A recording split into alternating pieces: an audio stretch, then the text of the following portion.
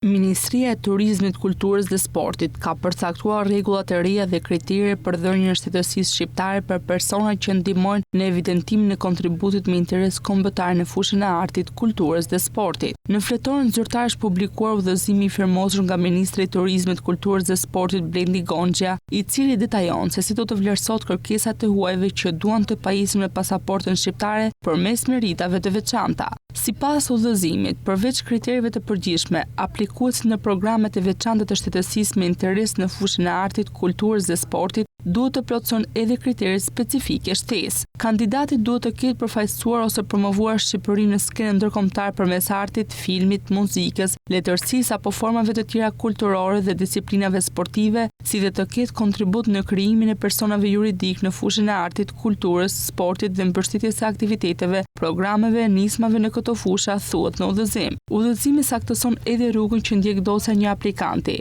Drejtoria përgjithëse pranë MTKS regjistron menjëherë kërkesat e ardhur nga agjencia e posaçme për programet e shtetësisë. Ministri ngri një komision ad hoc për vlerësimin e aplikimit në aspekt të kontributit me interes kombëtar në fushën e artit, kulturës dhe sportit. Pas përfundimit të shqyrtimit, grupi i punës paraqet ministrit për miratim raportin përfundimtar, i cili përmban përshkrimin e kontributit të aplikuesit në një fushat, dokumentacion, mbi të cilat bazohet vlerësimi, qëndrimi lidhur me evidentimin ose jo të kontributit në fushën e artit, kulturës dhe sportit, si dhe rekomandimi për miratimin ose mos miratimin e propozimit për dhënie shtetësie. Për zbatimin e këtij udhëzimi ngarkohet struktura përgjegjëse për politikat e trashëgimisë kulturore, zhvillimet të arteve dhe politikat të sportit dhe antar të grupit ad hoc. Ky udhëzim hyn në fuqi pas botimit në fletoren zyrtare.